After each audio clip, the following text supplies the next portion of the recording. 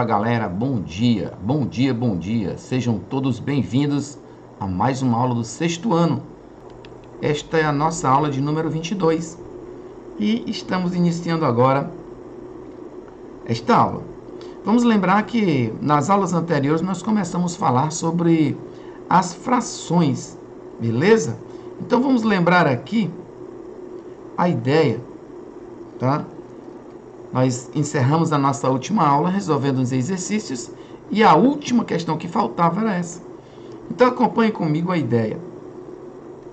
A questão diz o seguinte: em uma sala de aula de inglês, há uma classe em que 9 alunos têm menos de 20 anos, o que corresponde a 3/8 do número de alunos.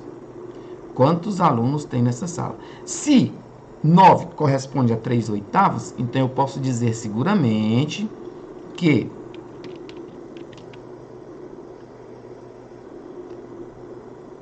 três oitavos do total dos alunos é igual a 9 alunos. Primeira coisa que nós precisamos fazer é calcular a menor parte. 1/8 vai corresponder a 9 dividido por 3. Que é igual a 3. Então, 1/8 são 3 alunos. Lembre-se que 3/8 é 1/8, mais 1/8, mais 1/8. Beleza? Que isso quer dizer 3 mais 3 mais 3, que dá 9, ok? Então, o 1/8 é igual a 3. Agora, é só calcular o total, que representa por 8/8. 8/8 é o total de alunos da sala. Se 1/8 é 3, 8/8 é 8 vezes 3. E 8 vezes 3 é igual a 24 alunos. Beleza?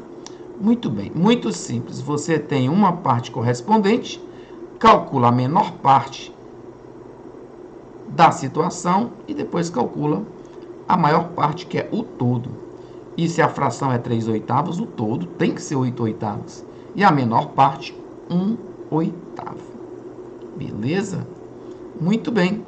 Agora nós podemos dar sequência. Se nós queremos comparar frações, tá? É bem simples. Então, antes de eu falar para vocês como nós vamos comparar frações, tá? Precisamos de uma parte inicial. Então, nessa nossa situação aqui, no capítulo 3, se eu quero comparar frações, ele nos pede o seguinte: responda as questões. Todas as pizzas são do mesmo tamanho e foram repartidas em 5 partes. Se foram repartidas em 5 partes, a pizza toda é 5/5. Tá? Então, letra A.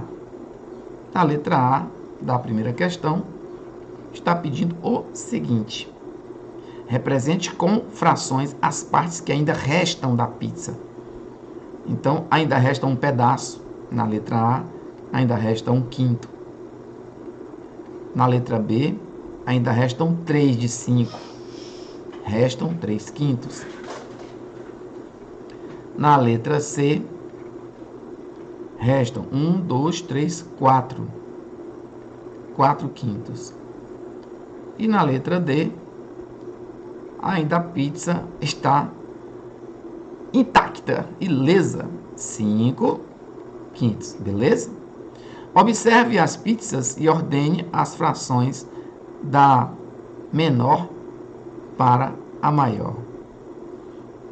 Então, nós vamos ter na letra B, isso tudo foi a letra A, certo? Na letra B nós temos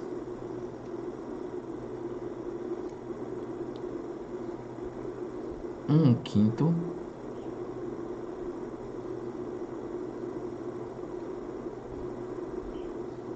2/5, 3/5, 4/5 e 5/5. Beleza? Então, 1, 2, 3, aqui faltou a 2/5. Vou colocar aqui uma letra E. 2/5. Muito bem. Observe agora a seguinte figura. a metade do disco está pintada. Olha só, pessoal, a metade do disco está pintada. Em todas elas, representamos só a metade, ok? Então, usando o símbolo maior, menor ou igual, compare as frações. O que nós podemos dizer aqui é que 1/2, 2/4, 3/6, 4/8 e 5/10. Todas estas situações são iguais. 1/2, 2/4, 3/6. Porque essa figura é um disco que está do mesmo tamanho e foi pintado à metade. Eles só foram divididos em partes diferentes, mas todos eles representam a metade da figura. Então, nós temos meio é igual a 2/4, é igual a 3/6, é igual a 4/8, que é igual a 5/10. Amiguinhos, se vocês observarem, 5/10, se eu dividir por 5, dá 1/2. 4/8, se eu dividir por 4, dá 1/2. 3/6, se eu dividir por 3, numerador e denominador, dá 1/2. E 2/4 também representam 1/2. Beleza? Muito bem. Bem simples. Vamos agora para a seguinte situação. Observe os discos do mesmo tamanho e eles estão divididos em partes iguais, tá? Então, o primeiro eu dividi em 2, o segundo eu dividi em 3, o terceiro em 4, o quarto em 6 e o sétimo e o quinto em 8. Então, se eu dividir em partes iguais, em 2, cada parte vai representar 1/2. Aqui, cada parte vai representar 1/3, cada parte vai representar 1/4, cada parte vai representar 1/6 e cada parte vai representar 1/8. O todo vai representar 2/2, o todo vai representar 3/3, 4/4, 6/6 e 8/8. Tá bom? Muito bem. É isso. Vamos para a nossa próxima parte. Nós temos aqui uma pequena atividade só para a gente aplicar as coisas que nós acabamos de falar. Responda no seu caderno as seguintes questões. Diz assim: para o exercício a seguir, considere usar os discos ABCDE da página 139. Foram os discos anteriores que nós vimos aí, tá? Então, o tio diz assim: em um inteiro, há quantas metades? Em um inteiro, primeira questão, em um inteiro, há quantas metades? Em um inteiro, vejam lá na nossa figura, há 2 metades. Meio mais meio é 2 meios, que é um inteiro. Há 2 metades. 2. Tá? Ele pergunta isso. Então, diz assim: tio Antônio adora provocar seus sobrinhos com charadas. Certa vez, ele deu uma barra de chocolate a cada um dos sobrinhos e perguntou: em um inteiro, há quantas metades? 2. E terços? Há quantos terços? 1/3, mais 1/3, mais 1/3, que é igual a 3/3, que é igual ao inteiro. E em 4 quartos? Nós já vimos, né, pessoal? Nas nossas figuras, nós temos 3, e em quartos nós temos 4. 1/4, mais 1/4, mais 1/4, mais 1/4, que é igual a 4/4, que é igual ao inteiro, tá? Nós já vimos na figura. Então, os seus sobrinhos não ficaram atrás. O Ivo diz o seguinte: eu comi uma barra de chocolate inteira, o inteiro, não é? O Carlos falou, eu comi 8 oitavos. A Sara disse, comi a metade da barra. E a Lara disse, e eu comi a metade da metade da metade. Quem comeu mais? Responda o seguinte, quem comeu mais? Na letra A. Quem comeu mais? Ivo ou Carlos? Um comeu o chocolate inteiro, uma barra inteira, um inteiro. E o outro comeu 8 oitavos. Gente, 8 oitavos é igual a 1. Eles comeram do mesmo tanto. Então nós podemos dizer que Carlos e Ivo comeram pedaços iguais. Beleza? E na letra B, isso foi a letra B. Olha só, quem comeu mais? Isso foi a letra B. Então, vamos só corrigir aqui. Isso foi a letra B. Beleza?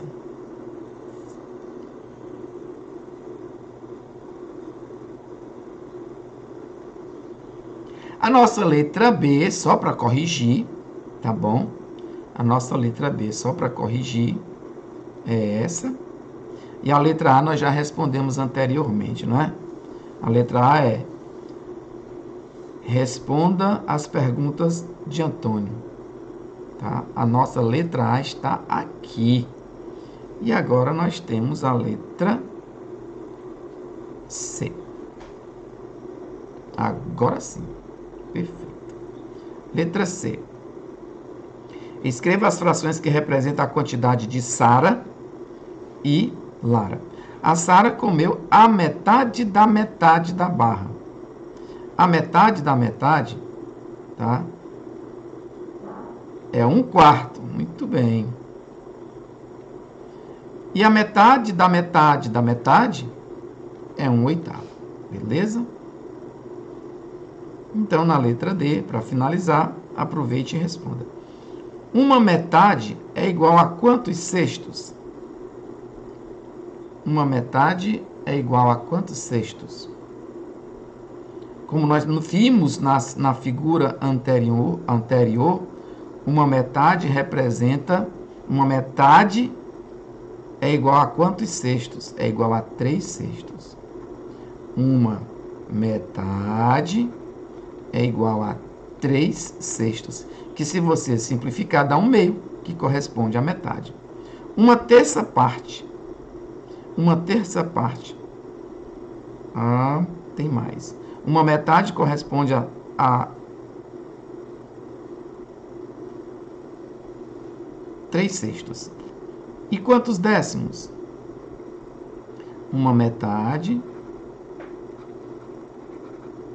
corresponde a 5 décimos. Beleza? Muito bem. Vamos ganhar aqui um espaço. Vamos ganhar agora um espaço para responder o restante. Tirando aqui a letra A, nós temos mais espaço. Acompanhe comigo. Uma terça parte é igual a quantos sextos? Uma terça parte. Uma terça parte. São quantos sextos?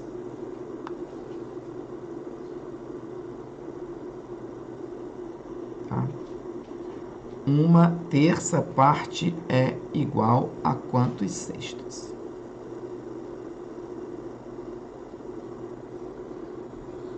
A terça parte, vamos configurar aqui. Quando nós temos uma figurinha que você divide em 3 partes, por exemplo, nós temos aqui 1/3. Quando você divide em novas partes, agora nós temos 1/6. Então, a parte branca representa 1/3 e a parte azul representa 1/6. Então, 1/3 representa 2/6. 1/3 parte representa 2/6. Ok? E quantos nonos? Aí você vai dividir de novo em 9. Tá? Então, nós teríamos mais uma vez uma figurinha. Nós temos inicialmente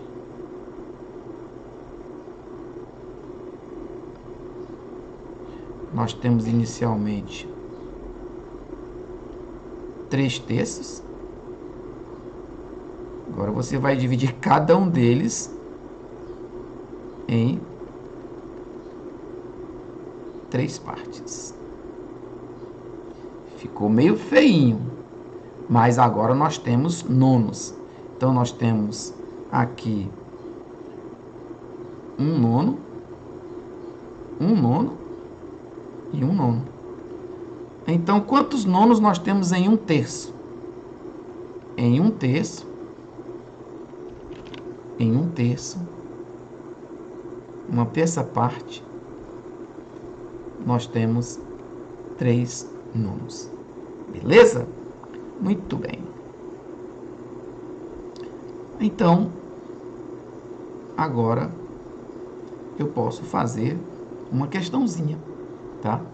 Que diz o seguinte: você pode afirmar que 2/3 e 4/6 de uma mesma figura representa a mesma região dessa figura? Bom, bem simples, pessoal. Se você simplificar esta fração aqui por 2, nós vamos obter 2/3. E 2/3 corresponde à primeira parte? Sim. Então, a resposta é sim. Podemos representar isso geometricamente, tá certo? Se você pegar um retângulo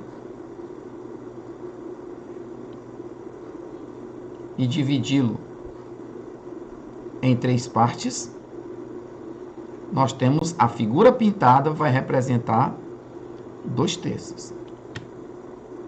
Então, isso aqui é 2/3. Se você dividir ao meio, agora você vai ter 6 partes, tá? Dividiu todo em 6 partes. E a parte pintada representada ainda de 2 é 4/3. É a mesma coisa. Beleza? Muito bem. Em uma empresa, 1/3 dos funcionários usa metrô para chegar ao trabalho. E 1/5 dos funcionários usa ônibus. Qual o tipo de transporte usado pelo maior número de funcionários? É como se eu perguntasse: quem é a maior dessas frações? Então, nós podemos falar da seguinte forma: quando o numerador é o inteiro para os dois, a maior fração é aquela que tem o menor denominador. Mas nós podemos, tá, comparar. Observem comigo. Aqui é 3 e aqui é 5. E aqui é 1. Quando você tira o MMC de 3 e 5, que é 15, e você usa o processo das frações, 15 dividido por 3. 15 dividido por 3 é 5. E 15 dividido por 5 é 3. Observe que 5 quinzeavos e 3 quinzeavos, a maior fração é aquela que tem o maior numerador. Confirmando o que eu falei, a maior fração é 3, é 1/3, ou seja, metrô é a nossa resposta. Beleza?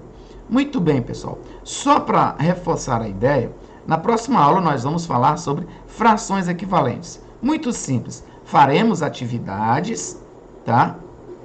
E daremos continuidade ao nosso trabalho. Então, nós finalizamos a nossa aula de hoje e deixamos, como sempre, os nossos agradecimentos pela presença de vocês, pela participação. O estudo de frações, ele exige um pouco mais de nossa atenção. Ele requer mais trabalho e é o que nós estamos fazendo. Estamos trabalhando bastante a ideia de frações para que a gente tenha um melhor aprendizado. Na próxima semana, nós falaremos sobre as frações equivalentes. Essa semana falamos sobre a comparação de frações. Beleza? Muito bem. Então, pessoal, encerramos nossa aula e nos vemos na próxima aula. Valeu, pessoal. Até a próxima. Tchau.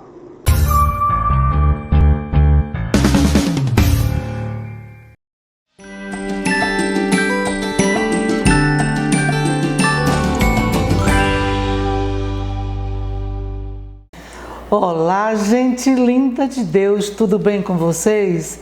Gente linda, professora Vera chegando por aqui para essa nossa viagem semanal pela língua portuguesa. Vamos logo pegando o nosso passaporte, que é o nosso livro de língua portuguesa, para que possamos fazer uma viagem bem proveitosa, tá bom? E hoje nós vamos viajar pela unidade 7, capítulo 1. Vamos conhecer, falar um pouco mais, da biografia. Vamos lá? Então, sobre a biografia, o que nós temos aqui? Que a palavra biografia, ela tem origem nos termos gregos bios, que significa vida, e graphein, que significa escrever, ok? A biografia, ela é caracterizada por elementos do jornalismo, da literatura e da história. É a narrativa da vida de alguém, organizada de forma cronológica ou por tema. Tá? Então, bem simples de você compreender e de praticar. Tá? Você quer fazer a sua biografia? Então, você vai contar um pouco da sua história, falar da sua vida de estudante, sua vida em família, tá? Falar de você. E aí você vai estar produzindo uma biografia. O que nós temos mais sobre a biografia? A biografia, ela pode ter caráter exclusivamente historiográfico ou apresentar ponto de vista crítico. E ainda, nos textos desse gênero, que gênero? Biografia, são apresentados os principais fatos da vida de uma pessoa. Então, assim, você não vai escrever tudo e você não vai encontrar tudo em detalhes numa biografia. Coisas assim sem importância, corriqueiras, não, tá? Vai ter só aqueles fatos marcantes, aqueles fatos que representaram de forma significativa na vida dessa pessoa que está sendo o ponto da biografia. Em geral, as pessoas biografadas são pessoas reconhecidas, como, por exemplo, escritores, atletas, artistas ou políticos. Não quer dizer que você, de repente, não possa fazer uma biografia sua, ou da sua professora, ou do seu professor, ou do seu pai, ou da sua mãe, ou de um irmão seu. Não, você pode sim escrever, produzir uma biografia de quem você desejar, ok? No nosso livro de língua portuguesa, nas páginas 204 e 205, nós temos aí uma biografia da Chiquinha Gonzaga. Eu coloquei aqui para você ter essa noção, talvez até você já tenha lido. Se leu, eu lhe peço que leia novamente, tá? Com esse olhar de quem está lendo uma biografia. Vocês ainda são bem jovens, mas a Chiquinha Gonzaga, ela compôs uma música que é bem famosa nos tempos antigos, no carnaval, que dizia assim: "Oh, abre alas que eu quero passar, oh, abre alas que eu quero passar". Claro que vocês talvez nunca tenham ouvido falar. Por quê? Porque as músicas de vocês, do carnaval, são bem diferentes. Mas para um tempo aí bem passado, bem antigo, era um dos grandes sucessos do carnaval, o Abre Alas, cuja autora é a Chiquinha Gonzaga. E aí nós temos nas páginas 204 e 205 do nosso livro a biografia dela, Chiquinha Gonzaga, tá? Então, vamos ler. Se já leu, leia novamente. Ok, meus amores? E agora, então, vamos conceituar, né? Conceituando biografia.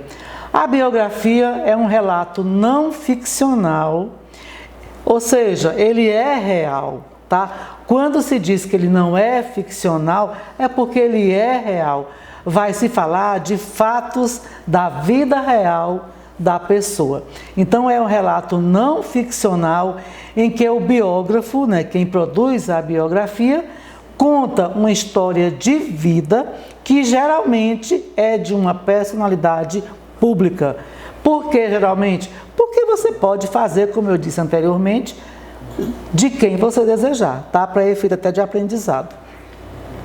Por destacar as realizações profissionais ou artísticas de alguém, a biografia é publicada considerando que várias pessoas podem ter interesse em sua leitura. Como assim? O que quer dizer isso? Gente, olha, leva-se em conta quando se vai escrever justamente isso, que outras pessoas, que nem todo mundo tem a mesma compreensão, tem a mesma interpretação, então vai se obedecer a um padrão de língua que esteja ao alcance de todos que possam ler esta biografia, ok? Então por isso que se diz que ela considera as várias pessoas, as várias leituras que podem ser feitas nesta biografia, ok? Características da biografia. Bom, é um gênero narrativo, né? Se vai contar a história de alguém, falar sobre a vida de alguém, sobre os fatos marcantes, é um gênero narrativo. Narrado em terceira pessoa, não? Então, o biógrafo vai falar de alguém, tá? Então, terceira pessoa, ordem cronológica dos fatos, claro, meus amores, porque vai se começar da data de nascimento da pessoa, tá? Aí, vida escolar, infância, adolescência, vida adulta, ok? Conjunto de informações sobre a vida de alguém, né? Tem que ser. Relato de fatos marcantes da vida de alguém, né? Não vai se colocar todos os fatos corriqueiros, aqueles que foram bem marcantes, que são bem marcantes do interesse geral. O uso de pronomes pessoais e possessivos, tá? O uso de marcadores temporais, como assim, ó, marcadores de tempo para a infância, adolescência, naquela época. Então, vão ter expressões que vão distinguir para quem está lendo a infância, a adolescência, a época em que a pessoa viveu em questão, a pessoa biografada, ok? Predomínio de verbos no pretérito, que pode ser perfeito ou imperfeito, bom, não importa, mas que já seja no tempo passado, claro, né? Que geralmente se faz uma biografia, vai se contar fatos que já aconteceram. Não quer dizer que a pessoa tem que ter, não é, ido para o além, não. Ela pode ainda estar viva, só que os fatos vão ser fatos passados. Portanto, predomínio de verbos no pretérito ou passado.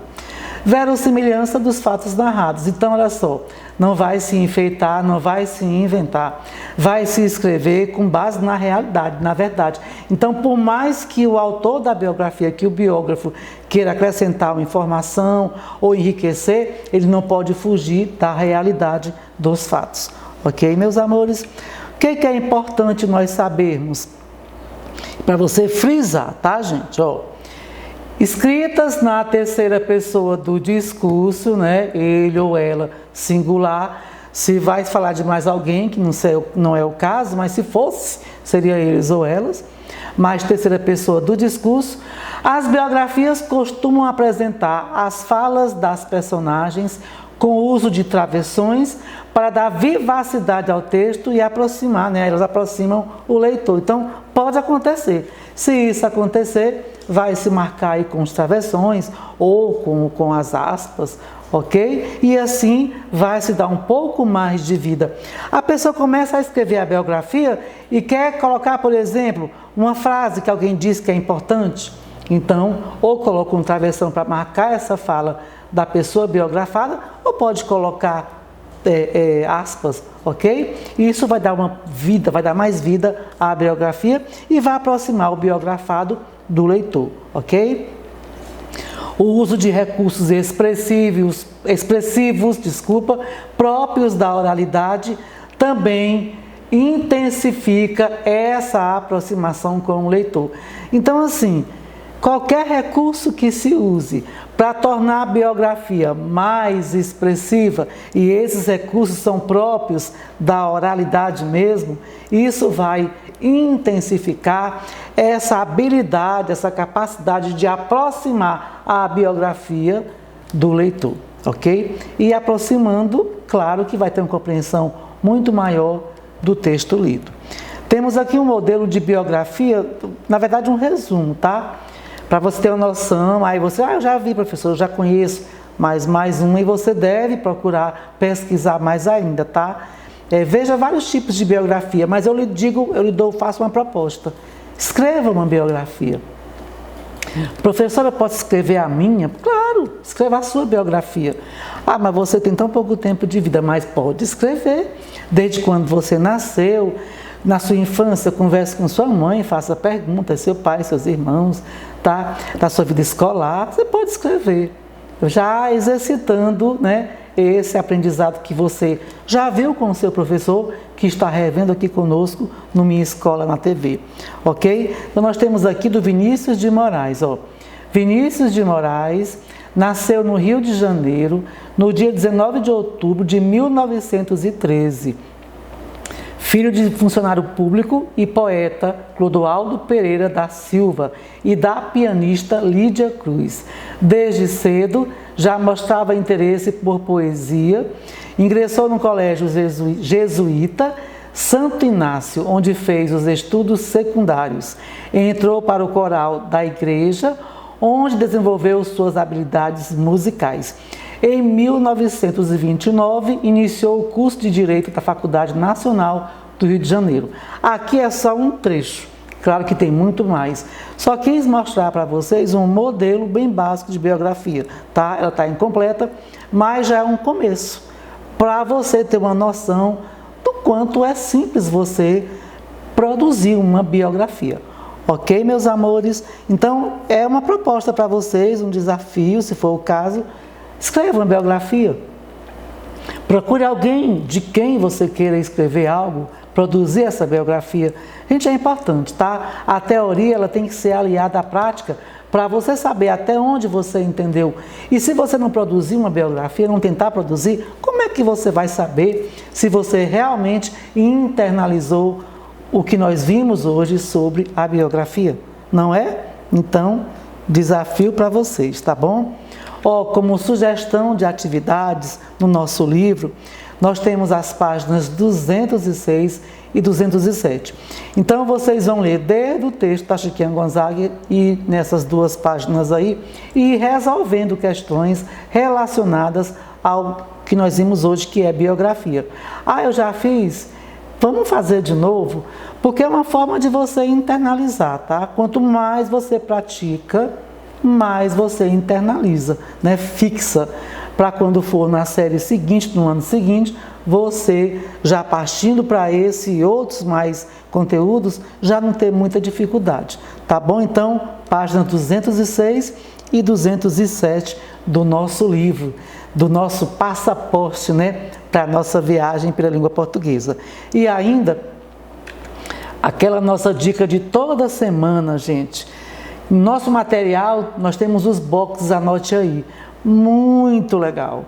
Por quê? Porque durante toda a unidade, os capítulos, você vai ter boxes onde vai ter um resumo dos conteúdos. Então, você vê com o seu professor, com a sua professora, os conteúdos, aí você vai lá nos boxes, anote aí, e você vai ler um resumo.